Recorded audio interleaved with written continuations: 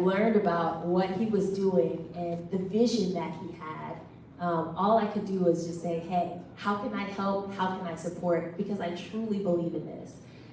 When we met, we were at Duke University, and he was the big man on campus.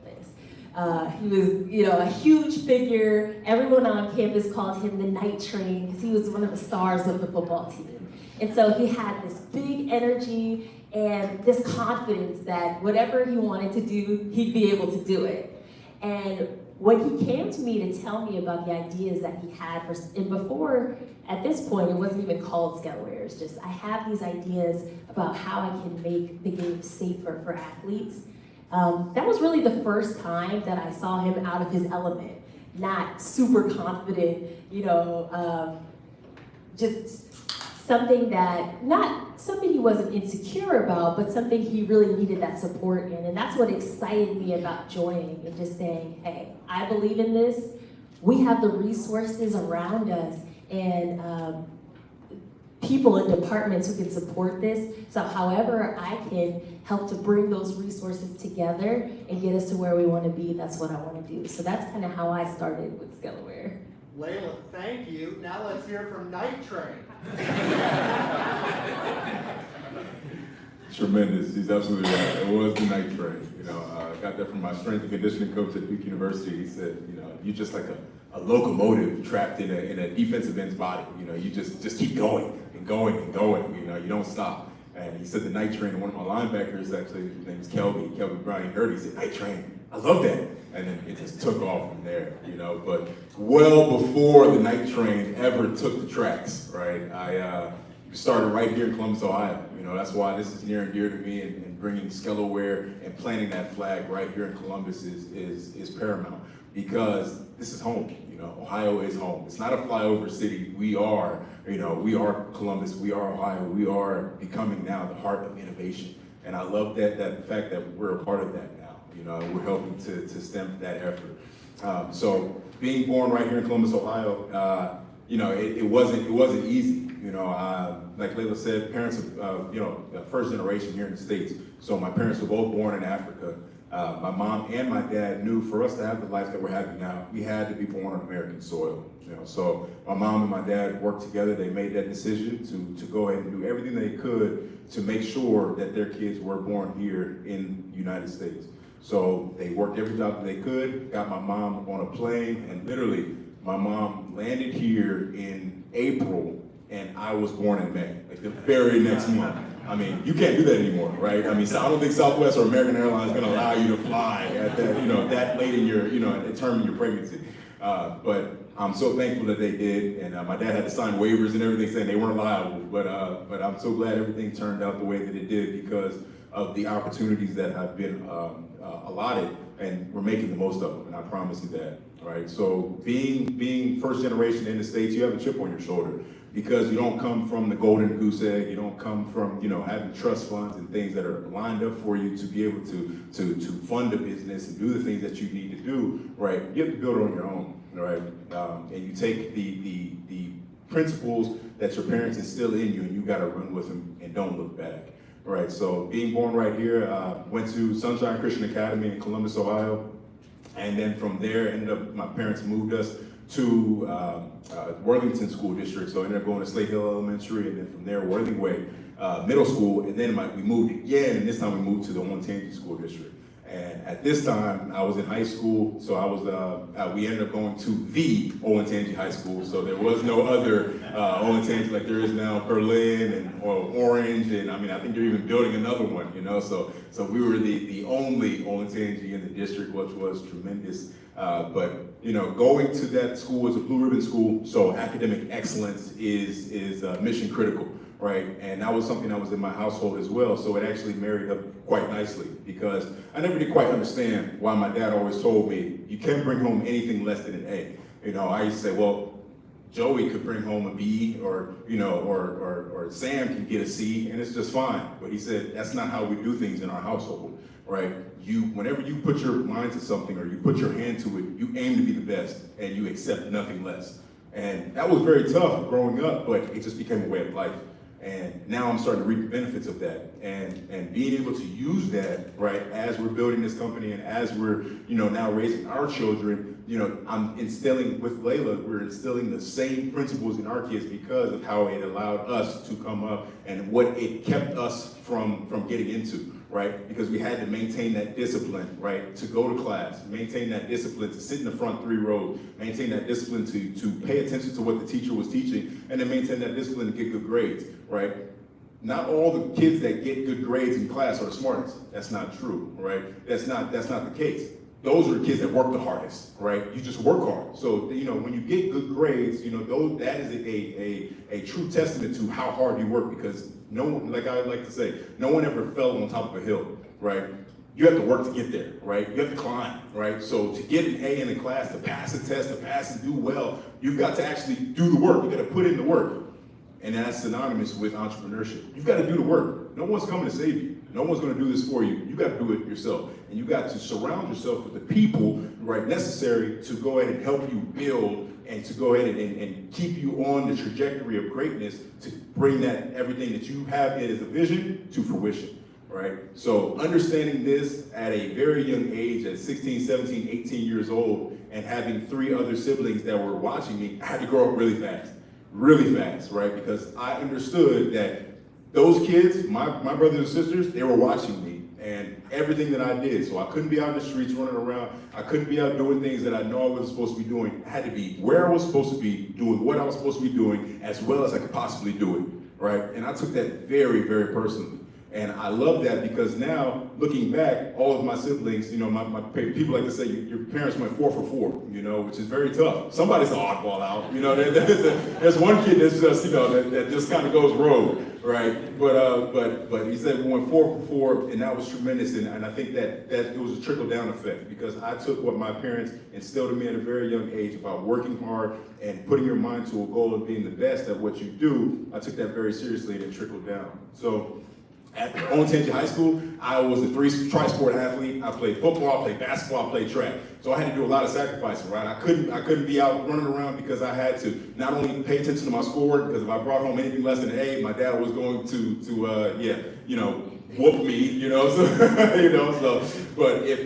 then on top of that, I had to go ahead and make sure that I was dominating on the field, because I knew I wanted to be the best and I wanted to play at the highest level, right? So, as I was at Olentangy High School, I grew to about 6'3", and I was about 220 pounds with a 4.0 GPA, right? So, and I didn't leave the field. I was playing offense, I was playing defense. So that unlocked so much potential, because not only was I a great athlete on the field, but I also could handle my own in the classroom. So that allowed me to have scholarship offers from all around the world, from Princeton, Harvard, Yale, Duke, right, all the way to South Carolina, to Florida, the USCs of the world, right, which was absolutely tremendous. So I had my pick of the litter, which was tremendous. Now, my mom and my dad didn't understand what football really meant, right? So I remember one day I went out to practice, and then that very next day we had a game. I scored my very first touchdown, and I came home. I'm like, hey, Dad, I scored a touchdown. He said, okay, that's great, but how was your math test? And so, there we go. Here he goes again, academics. But it wasn't until we got this one letter in the mail that was actually from Duke University that said that they were offering me a full ride scholarship that really kind of turned the tide. So my dad opened it, my mom and my dad, they were there, and they opened it, and they said, what is this scholarship? What does this mean? I said, well, Dad, that means that they're gonna pay for school, and I can really go for free. He said, what?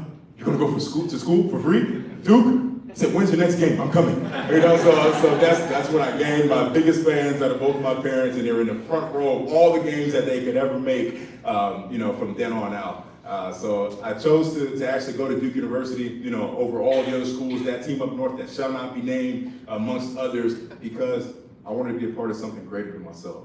I wanted to help revamp and build a tradition, get down in the foundation, build something from the ground up, right? As opposed to just inheriting a 10-win season and saying, if you don't beat that team up north, if you don't beat that one team that's our rival, it's a losing season, right? So again, taking the path less traveled, which I caught a lot of slack for, I did. But it was tremendous because I ended up going to Duke University and studying biological anthropology and anatomy, right? So again, taking a path that's really the path less traveled, right? And as a football player, starting on the football team, studying biological anthropology and anatomy, on track to being a cardiovascular surgeon, right?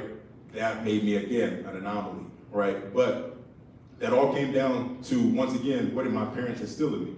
When you go somewhere, you do something, you make sure that you are the best at it, right? Don't take the easy way out, because that would be the least rewarding, right? Take the hard route. The hard route is going to give you so many more rewards. It's going to give you so many more lessons that you'll learn and you'll be able to carry forward, organically use in other aspects of your life, right? So taking that time to study and study and study, right? But then at the same time, I've got to put the books down and I got to turn on the film and I got to study what Clemson is doing, or I got to study what Georgia Tech is doing, or I got to see what, and studying what my opponent, right? Those were things that, again, culminated in what we're doing now and allowing me to be able to compartmentalize, right? And when you have issues over here, you can go ahead and face them, but then boom, you can shut that off and then face these issues here, right? So using those skill sets that I had to build, right, out of necessity, really, to survive, right? Because we had something called class checks at Duke,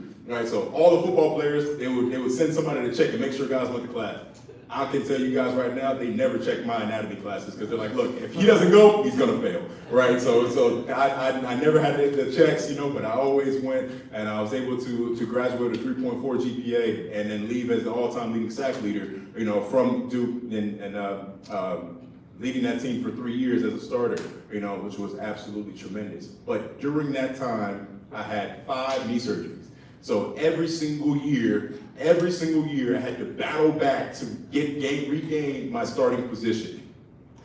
At that point, I realized there's a disconnect, right? And there's no reason that athletes should be getting absolutely destroyed on the field with how much money there is surrounding the program that we bring in the money for, right? And for the university, for us to just be getting unbelievably scarred. So I said, why wait for somebody else to come out with the products and equipment you need today? Why not do it yourself? So at that point, it was 2011. And that year, I met Laila, and that's when Laila's story kicked in, and that's when I started talking to her about it and started to tell her, and she actually helped me through one of that major surgery. And that surgery was actually key for me because that year, and this is the power of manifestation, that year I said, and I even told her, I said, I'm going to be the absolute best defensive end in the nation. Not the ACC, the nation, right? So what did that require of me? That required of me to become the best in everything, not just on the field, because you have to be the best long before you step foot on the field, right? So that means I had to get the most sleep. That means I had to be the one that had the best nutrition plan. I had to be the first one in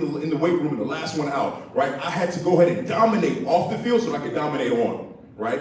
And guess what? That's exactly what happened, right? That year, 2011, right? We went to Boston College. I sacked Chase Reddick twice, and then after that, we had the almighty Stanford Cardinals come, and that was led by none other than Andrew Luck. No one had even come close to Andrew Luck. No one had sniffed him, right? And I was able to sack him twice that game. So now, in 3 games, I had 4 sacks. Guess what? I was officially, at that time, the best in the nation. But then we go to the next game in Tulane. I'm thinking, I'm out of here. This is my last year. I'm going to the NFL. I'm leaving. That next game, everything changed, right? So the running back gets the ball. He breaks through the line on the opposite side. Me being who I am, the night train, I go chuck it. I'm gone, right? I take off after him.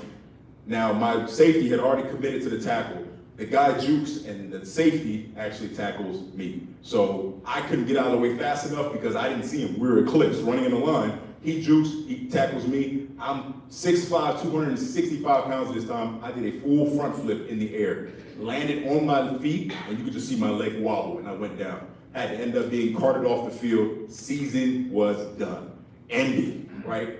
The crazy thing is, after 4 sacks and only playing the first 3 games out of 12, I still ended up the sack leader for that season, which is wild, right? Wild. But I had no idea that was going to be the turning point of my life, because that really set the standard for me saying, you know what, this is not right. athletes are not staying safe, so I need to do something about it. And luckily at that time, Laila was at Duke University, and we had just started talking, and I told her about this, and she said, do it, go, now, right? Let's go fast, right? Because it's all about first to market, and she started really studying and getting to learn business. I didn't know, what my left from right in business. I just knew that there was a need. I knew that there was a problem, and I knew that I had to solve it. Right, but with her help, it's been absolutely tremendous, and that's where we started kept moving. I'm gonna jump in here. As a startup advisor, one of the things I do is motivate people through the down times,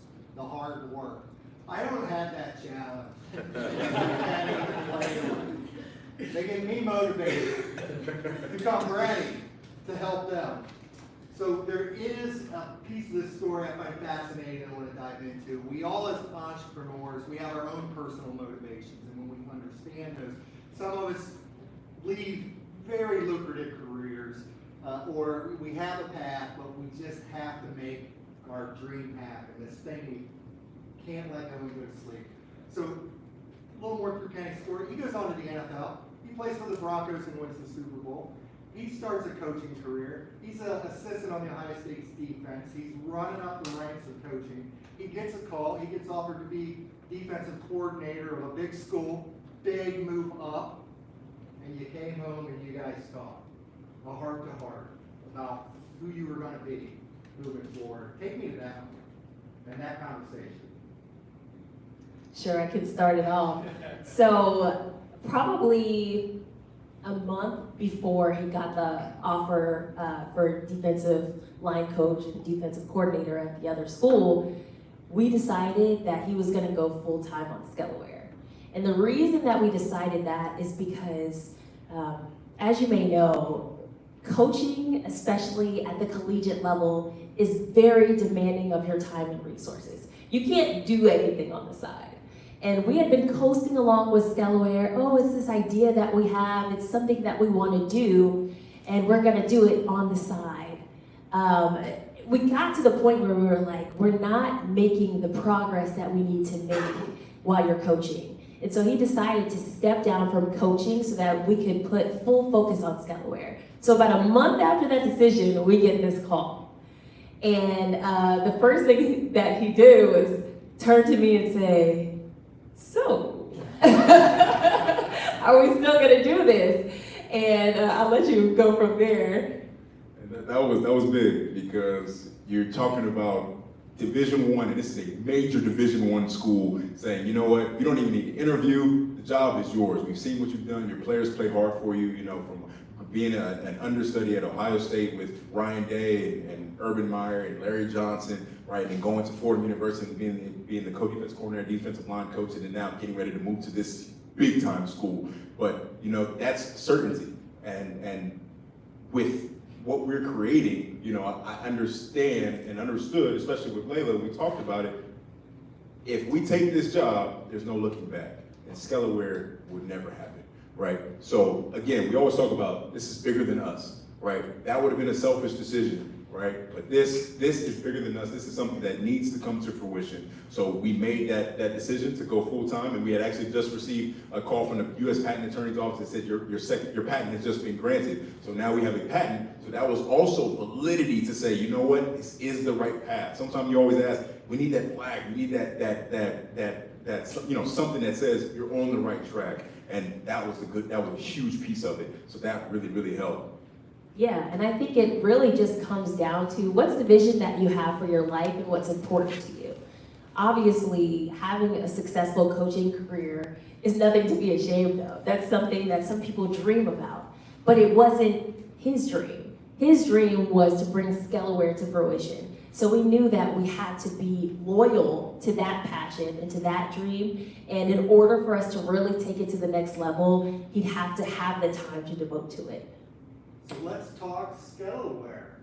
You meet somebody, they don't know you, they say, what are you working on? What's the elevator pitch? I love that. The elevator doors just opened. Yeah. Skelo Wear is an innovative protective equipment company that produces AI-powered training devices that enhance player safety and skill development.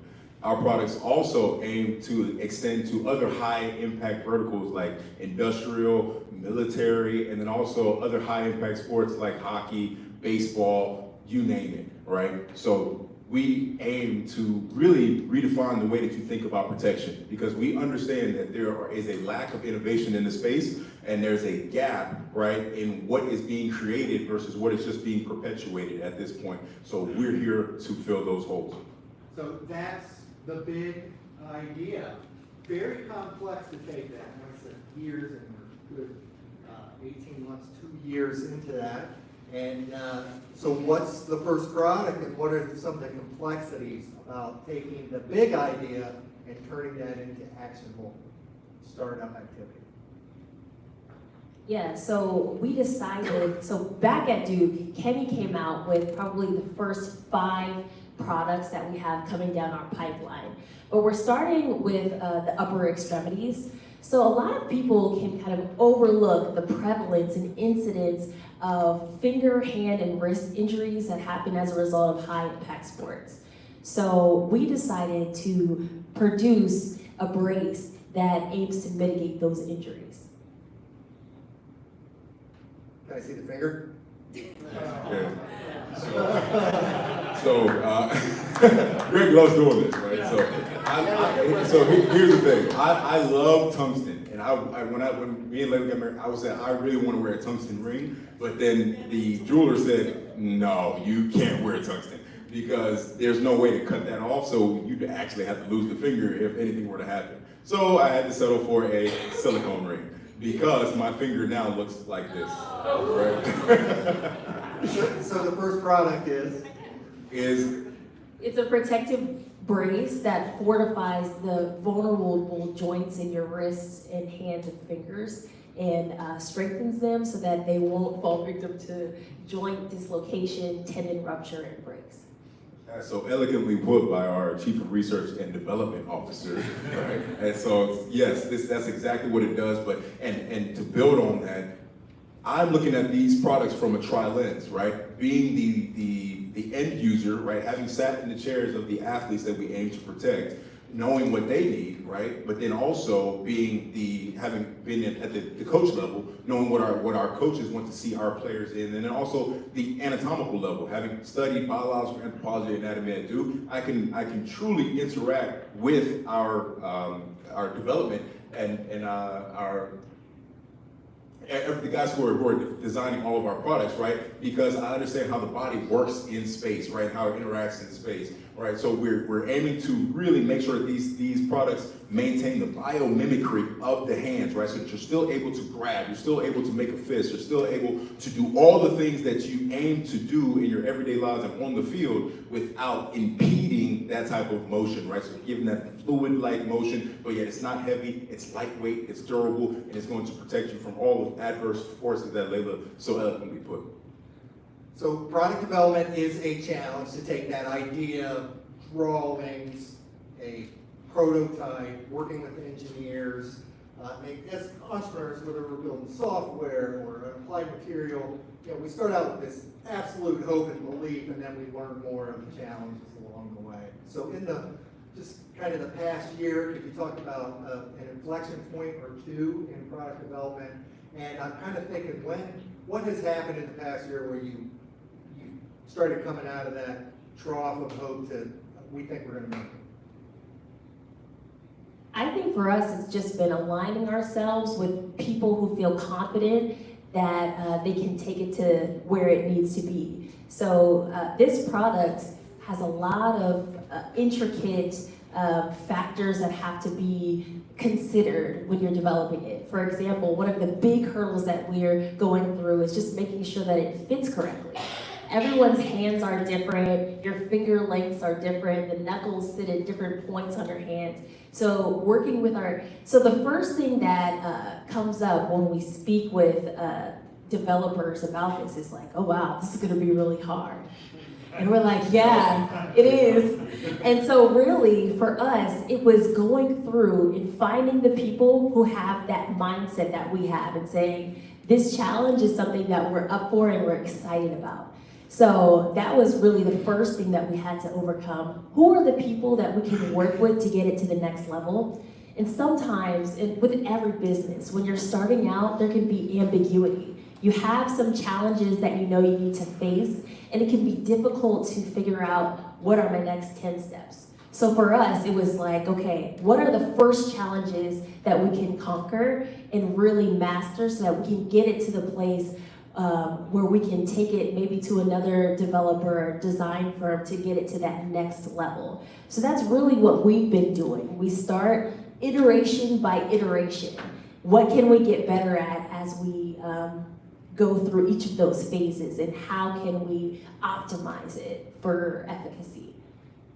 Let's talk customer validation. So even before you have a product, we challenge you to go out and identify your target market and talk to them and ask for their commitment. You came back with 17 letters of intent and purchase orders for Skelo Wear gloves that didn't exist at the time. Tell us about customer validation.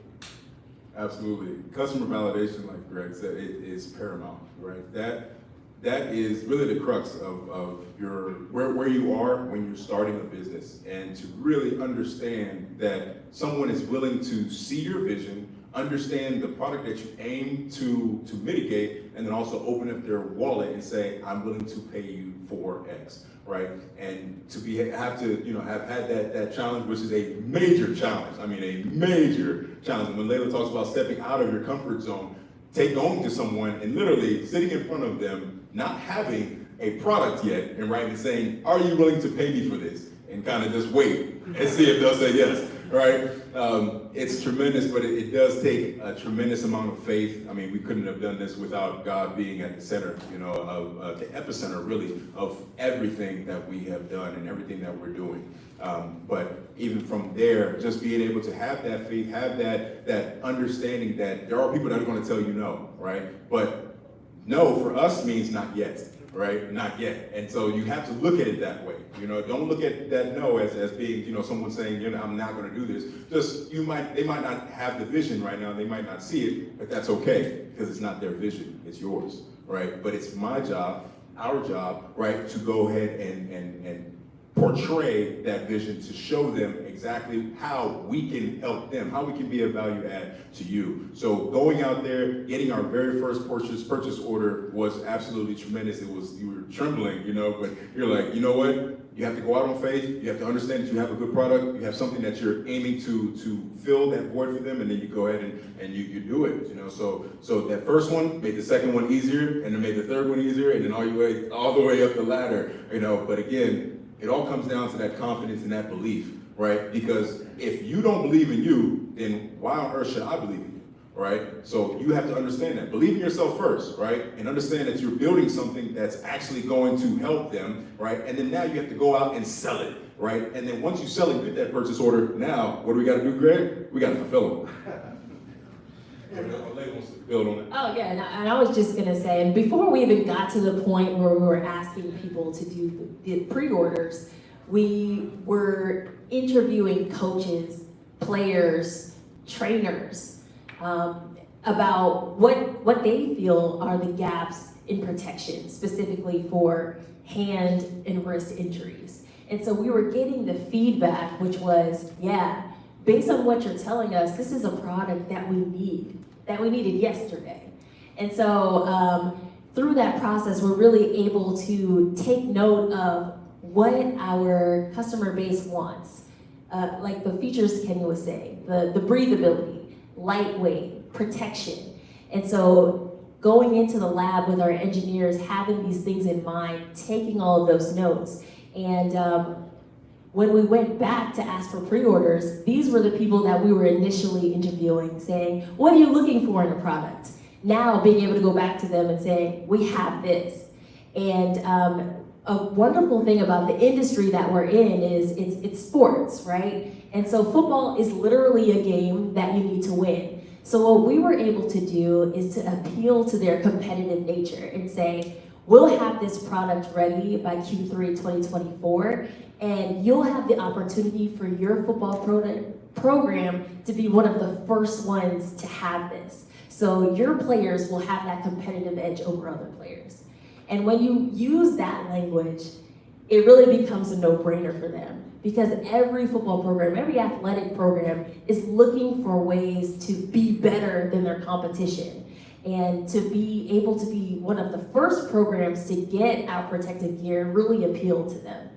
And I'll say really quick to build on that, I would have to really say thank you to Rev 1 for really actually giving us that foresight, because we had these contacts, from me playing, from all the way from middle school all the way through the NFL, and then coaching at the D1 level, right? But we didn't know how to use them, right, properly. So going through the customer learning lab, which was tremendous, right, really truly helped us to hone our skills and understand the arsenal that we had, right, and be able to deploy it strategically to be able to make sure that we're asking the right questions and gathering that information correctly, and then utilizing it to create that product feature matrix, right, that these guys that would appeal to them, and then being able to double back and now say, hey, we have something, right? It's almost like the reverse, right? I went and built exactly what you asked for, and then now I'm going to sell it to you, right? And then to have so that's what led to those letters of intent. So I'd have to really say thank you to Rev 1 for really helping to show us and really teach us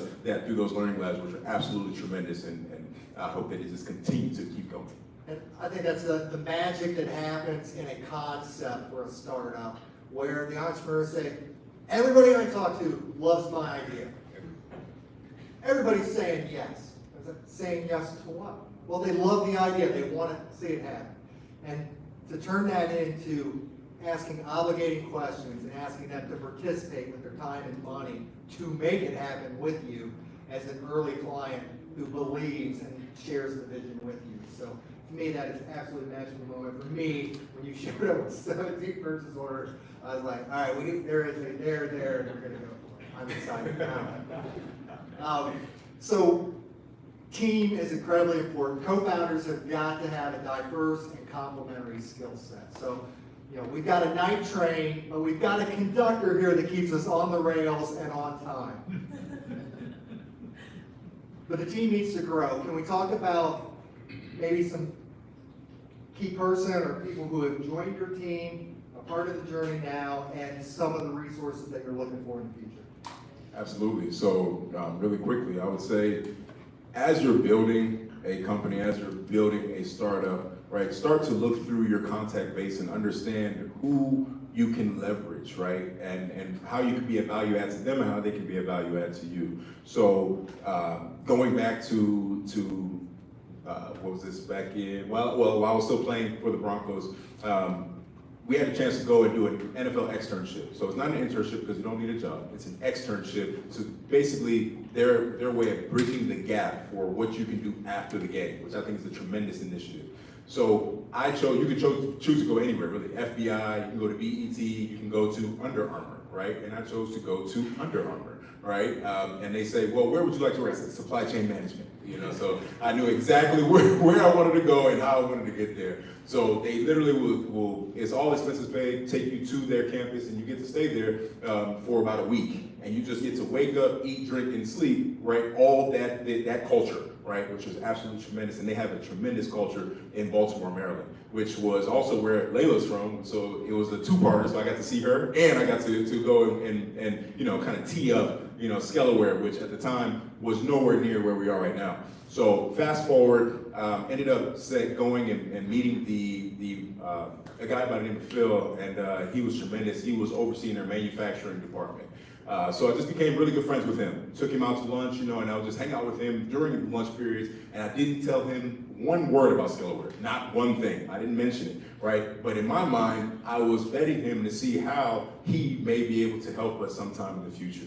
So you fast forward to, year after year goes by, and happy birthday, Merry Christmas, and then one day when we're really getting ramped up with Skelo Wear, I said, hey, I'm gonna come out and see you. I've got something really cool, and I think that I would love to get your feedback. That's it, right? So we flew out to where he was located at the time, and took him and his wife out to dinner, and literally that was our first big pitch for Skelo Wear. And he, by the end of it, was almost falling out of his chair, saying, I haven't seen anything like this. This is extremely innovative. This is something that's going to be groundbreaking. It's going to really change people's lives, and that's all that I wanted to hear. And I just asked him, would you be a part of this in any shape, form, or fashion, however you see fit? And he said, absolutely. So moving on to today, now he is our advisor of manufacturing, overseeing our manufacturing department for Skelo Wear. So again, utilizing that connection, utilizing that relationship, because all it is, everything is relationship. You know, that's one thing I learned at Ohio State. You win with people, right? And if you treat people with respect, you treat people right and do the things that you need to do to ensure that they're being treated like a human being, they're gonna run through walls for you. Another thing is you show them love and give them ownership, and they'll do anything for you, right? And likewise, right? So those are the ingredients of successful teams, right? And we need more CEOs in the position to understand this. And you don't just look at people who work underneath you, right, as just employees. You look at them as people who work with you, right, to achieve a common goal, right? So that was one of the ways that we were able to get our chief of basically our manufacturing lead, and then utilize that same type of a way of going about it, the relationship, to actually get our chief of marketing as well. And his name is John. He's actually the creator of Guitar Hero, right? So we were able to through the NFL as well, there was a contact. I started to, and tell people what you're doing also, right? Because if you don't tell people what you're doing and you're just working in the shadows, then nobody can help you, right? Like my mom always says, closed mouths don't get fed. Right, so you have to be able to let people know what you're doing so they can say, you know what, I heard this guy's working on something really cool. I think there's a guy that you need to meet, and then make a handshake and you have no idea what could come from that. And now we were able to get an advisor from our marketing department, and he just happens to be the creator of Guitar Hero, who was introduced to me because I told one guy who was working at the NFL league, one of the offices, and I said, hey, I'm working on this really cool initiative. And he said, you know what, I got a guy you need to meet, and there we go. So we've gained 2 more people on our in key roles for Skelo. And then most recently, we brought on our Chief of Medical Innovation. His name is Dr. Ray Warapa. We actually met him through one of our advisors, Craig. So he connected us with a company called Form 5 that does really amazing work for children that need prosthetics. And so when we met with them, they introduced us to Dr. Warapa, who's an orthopedic surgeon that specializes in hand surgery. And so just networking with him, we told him about what we were doing. And before even us asking him if he would be involved, he was like, how can I be on board? I have so many ideas and I have ways that I could use this product even in my practice. So if you guys are looking for someone to serve as a medical lead, I'd love to be involved. And we're like, absolutely. Yeah, so again, just networking and being in tune with the opportunities that are in front of you is really how we've been able to bring on key people that are pushing the needle for Skelo Wear and adding validity and expertise. So in a couple minutes, we're going to ask if anybody has any questions, but I always like to ask, you're in the middle of entrepreneurism, you're learning every day, there are new challenges. What is your advice to other startup entrepreneurs? I mean, where do we begin? You know, I mean, there's so much, and even to build on Laila's last point, it's just, but this is actually the perfect segue. It's just always be on the lookout for opportunity, right? Opportunity is all around, but you have to have your eyes open and be ready with open arms to receive it, right? And it goes back to, we and Laila were just talking in the car about the red car theory. Has anybody ever heard the red car theory? No? Okay, so what's your name? Greg. Today on your way to here, right? How many red cars did you see? Do you remember? The one in my garage. Nice. If it's red, I bet you it's probably got 2 doors and it's probably got a nice engine. But how many other red cars did you see on the way to work? Maybe 5. Maybe 5. So if we could go back and I said, hey Greg, tonight I'll send you a text and I'll say, hey, I'll give you $500 if you can tell me exactly how many red cars you see on your way to the Rev 1 event. You'd be on the lookout for what? Red cars. Red cars all day long, right? Just like opportunities, right? That's the deal. That's the same way. You have to be looking for them, or else those red cars will pass you right by. They'll pass you right by, but they're there. but they'll pass you right by. So I love that red car theory, because you have to be on the lookout for opportunities, because they are everywhere. And the same thing with people, right? Same thing with, so understanding that those are the people that can be able to help you, right? But another thing on top of that is just, you have to maintain these three things. And I would say these are the three things that really help to sustain us, especially when things get hard. You have to have focus, discipline, and consistency, right? Ultimate focus, relentless discipline, and unparalleled consistency.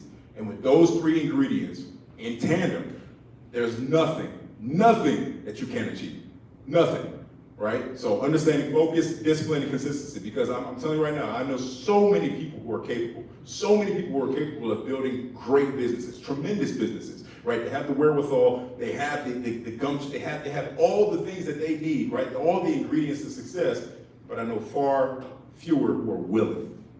There are far more people that are capable, but far too many people are willing, right? So not enough are willing to put in the work, right? To be consistent, to have that focus, and to have that drive and that on a consistent basis to actually bring to fruition what it is that is in your mind. Because we all know the graveyard is filled with ideas that never came to fruition, right?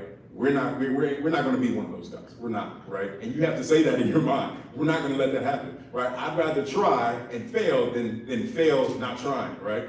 And so I think that's one of the major keys that I would say. And don't be afraid to ask for help, right? Like I call Greg all the time, right? I call Craig all the time, right? I call these guys, even Wayne, right? And we'll ask questions, right? Ask questions, because these are people who have been where you're trying to go. Right, so set aside your pride, right, and be able to open yourself up, open your chest, and say, you know what, I need help, right? I've never done this before, but I'm darn sure willing to give it all I've got, right? And I'm going to get to that plate, I'm going to swing, and I'm going to swing, and I'm going to see where this thing goes, because the worst thing that we can ever do is not try. Just take action, and then what we like to say, build this plane as you fly it. I'm just going to build this plane as I fly it, right? I might not have a wing, but I got an engine, right? I might not have wheels, but I can run, right? But either way, one day, this thing is going to fly, and it's going to be a beauty. It is going to be a beauty. But you've got to have that vision. You've got to be able to sell that vision. You've got to be able to tell the story, get other people on board, and then there you go. You're going to be off to the races. But it all helps with building that team, and I love the fact that I'm able to build this team with my beautiful wife. Kenny and Laila, it is always a pleasure for me to talk to you. Let's turn it over to the floor here and see what questions we have. If I have questions?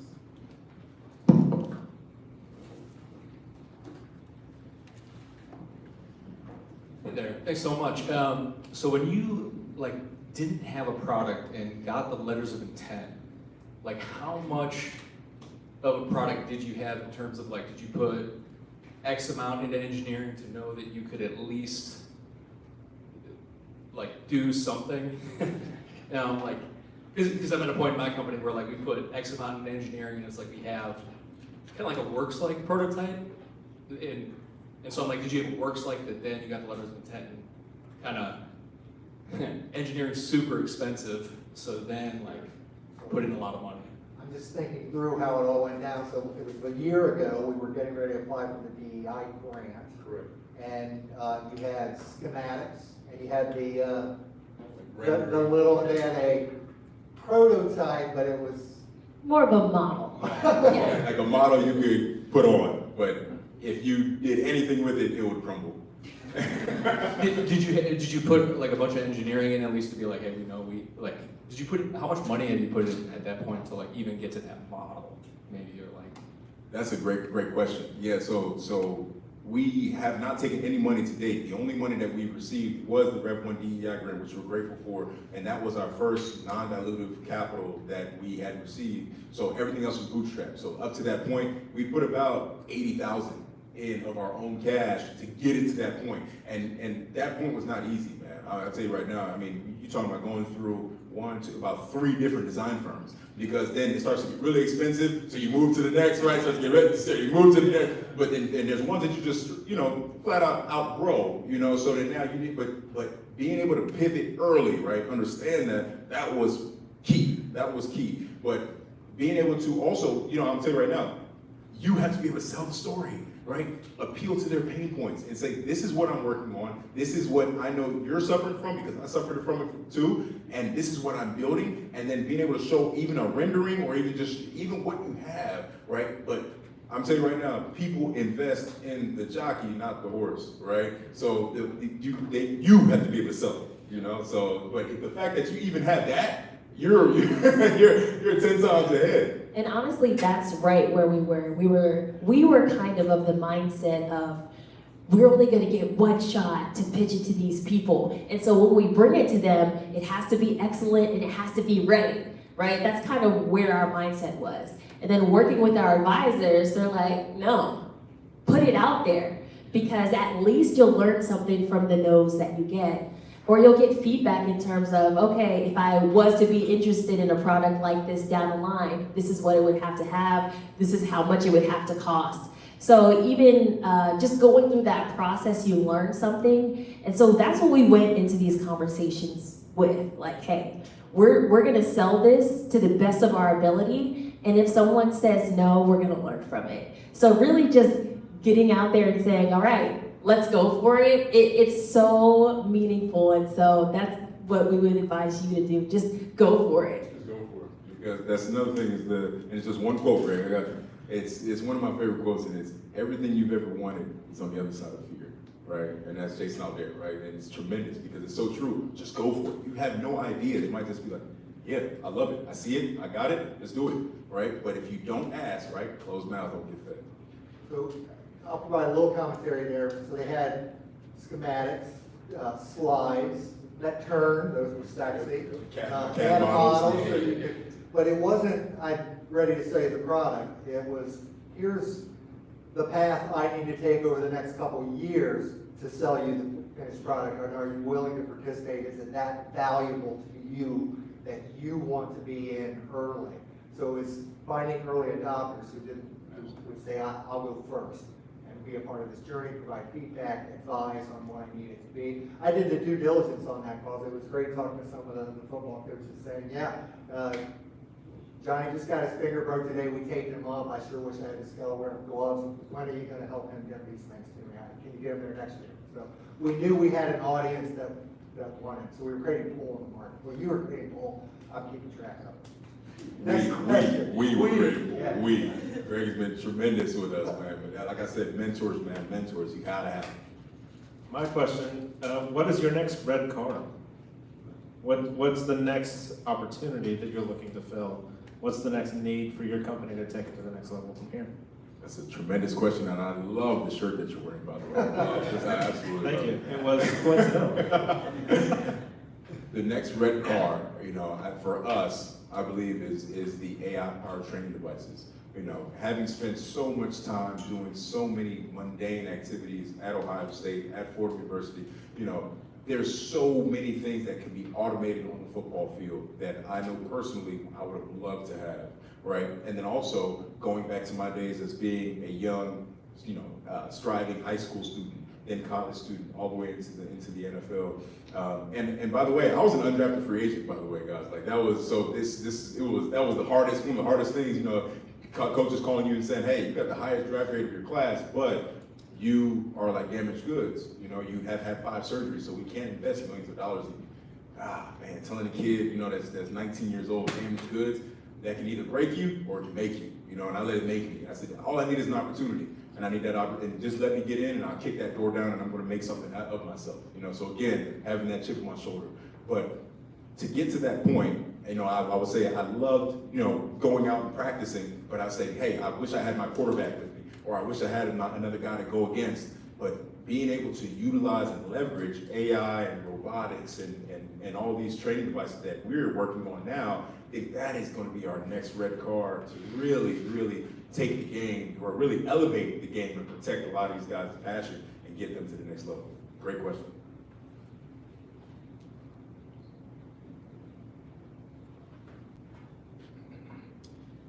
Hi, I love what you're doing, and I don't do anything with sports, but I came out for this specifically because I know how, Denise just had her first sports concussion. She's 13. So, what you're doing is hugely important. I'm really interested in what you've got put together, and then potentially, like, I'm assuming you're gonna succeed, and you're gonna be amazing, and this is just gonna blow up. Have you thought about the potential for taking the AI, taking the braces that have this amazing biomimicry, and taking your chief medical officer, who has all these ties to prosthetics, and then moving into some kind of either maybe support devices? I had a friend who had ALS, and there's a tremendous, and people have strokes and things like that. So there's, before you get to amputation, there's muscle weakness, right? And what you're doing, you have all of the pieces there for an incredible. I love when somebody asks a question, I know we're gonna get it right. I love that. Tremendous questions. Tremendous questions. I mean, we should talk after. Are you trying to join the Skelo? No, seriously, you're absolutely right.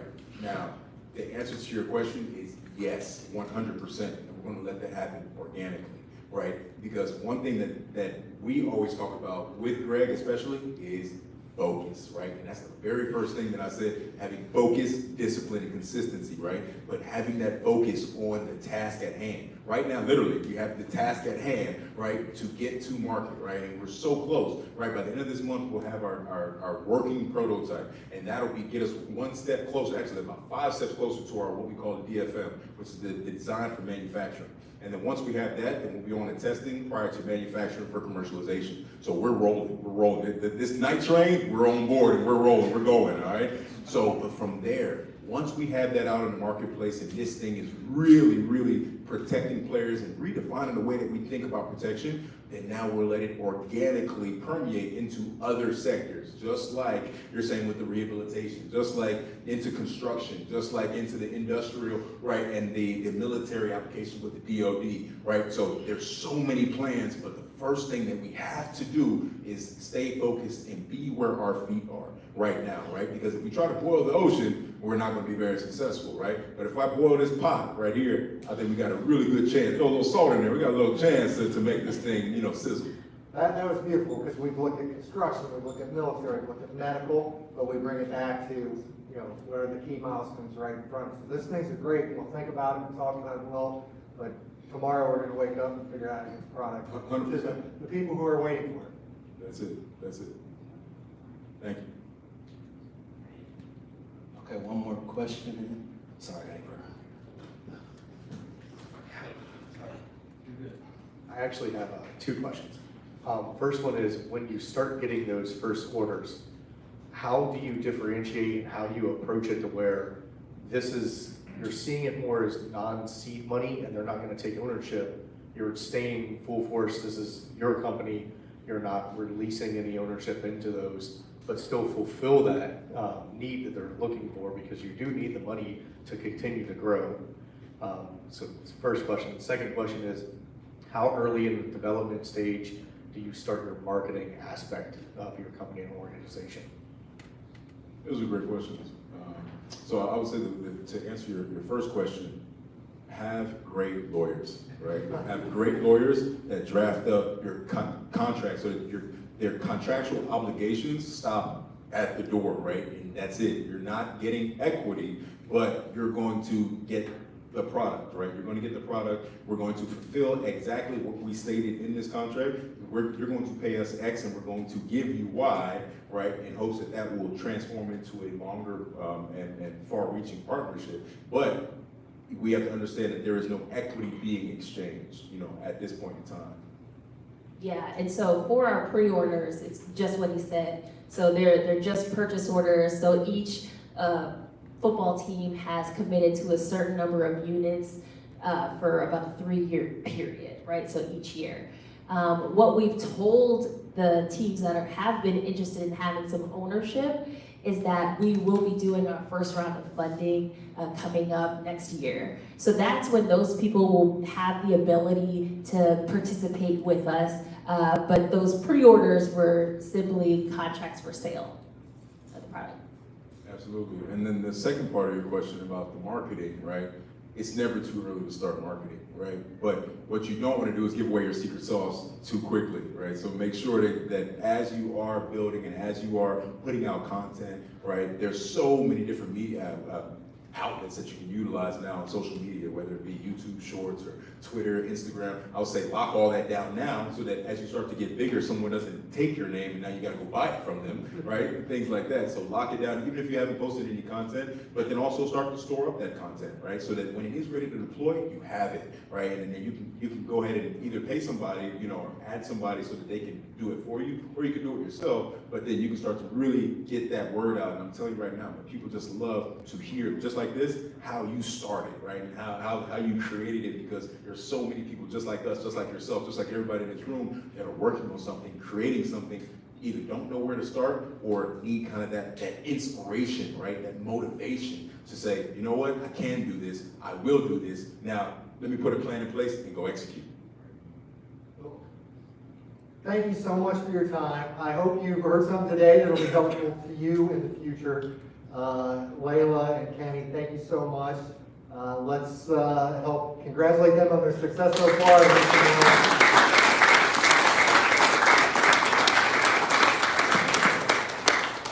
That's a wrap. Good work. Appreciate you guys' time. Thank you so much. Seriously.